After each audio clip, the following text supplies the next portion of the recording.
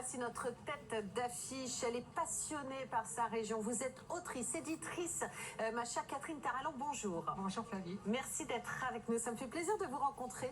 Comment est-ce qu'elle a commencé cette aventure comme ça d'écriture et d'édition autour de la Loire? Alors moi je pense qu'elle est arrivée au bout d'un moment. Elle n'est pas venue tout de suite. J'ai travaillé beaucoup dans les magazines à l'époque. Je dis l'époque parce que c'était les années où il y avait énormément de magazines d'art de vivre. Et je suis venue en Touraine parce que j'ai des origines de Loir-et-Cher. Et je voulais parler des maisons des écrivains. Et on a créé Loire-Vallée Magazine. Alors, qui est là, Loire-Vallée Magazine, un magnifique support qui nous raconte, évidemment, la région. Moi, j'ai l'impression d'avoir un magazine de luxe un peu entre les mains. Vous voyez, c'est comme un bijou. On nous dit que c'est comme un objet. C'est ça. Il a été créé à l'époque. Il y a une grande tendance qui vient du Japon, c'était de faire ce qu'on appelle un MOOC. Oui. C'était le mélange, vous vous rappelez, du livre et du magazine. Exactement. Et nous, on a foncé sur cette tendance. Et ça s'appelle donc, normalement, une revue. Oui. Mais c'est un magazine qui paraît qu'une fois par an. Voilà. Donc c'est entre les deux, vous voyez, ça se garde. Et c'est en ça qu'il est précieux et on peut en faire effectivement une collection. Vous l'affirmez, Chinon est une ville magique. Oui. Pourquoi? J'affirme que ce que l'histoire a affirmé, c'est pas un hasard, c'est tous les rois de France sont venus sur cette Loire. Voilà. Pour moi, la réponse, c'est elle s'est faite par l'histoire.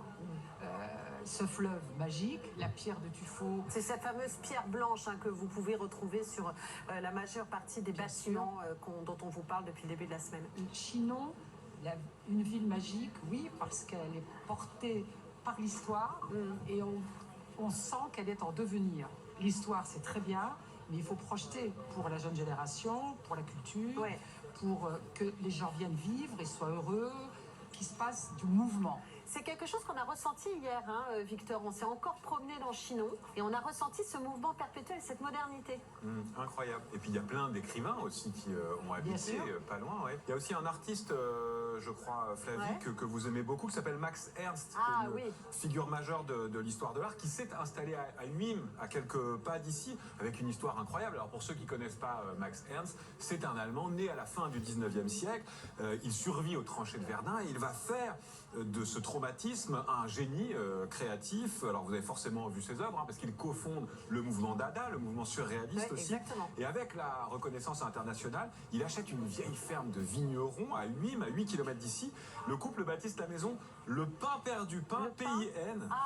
Et dans la grange, il va sculpter, il va peindre, et à l'étage, il dessine, il fait des collages. Mais c'est le jardin qui est incroyable aussi dans la maison. C'est un jardin truffé d'essences rares, et Max Ernst va la sublimer en encastrant 3 bas-reliefs dans le mur.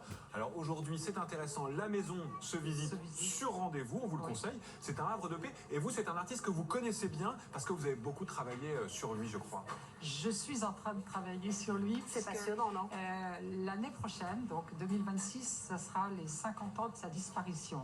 Et on a la chance dans la région d'avoir non seulement la maison où il a vécu, où il a créé, mais on a aussi la chance d'avoir la maison du sculpteur avec lequel il a travaillé, qui était donc le tailleur de pierre, avec lequel Max Ernst a eu une grande communion. Et nous, dans Loire-Vallée Magazine, on retrace entre guillemets la vie de Max Ernst au travers des gens qu'on rencontre. Merci infiniment, en tout cas, Catherine Tarallon. Vous avez été une guide et vous avez la passion, mais chevillée vraiment au cœur et dans le regard aussi, parce que vous avez un regard qui pétille dès qu'on parle de tout ça. Merci beaucoup, Catherine. Dites-moi, qui a dit se nourrir est un besoin, savoir manger est un art? C'est Rabelais, non? Bon, évidemment, c'est Rabelais. Enfin, c'est l'un des maîtres à penser de Valentine Sled. C'est parti.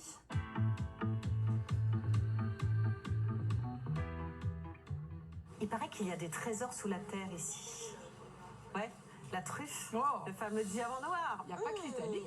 Non, il y a la Touraine aussi, il y a Chinon, regardez.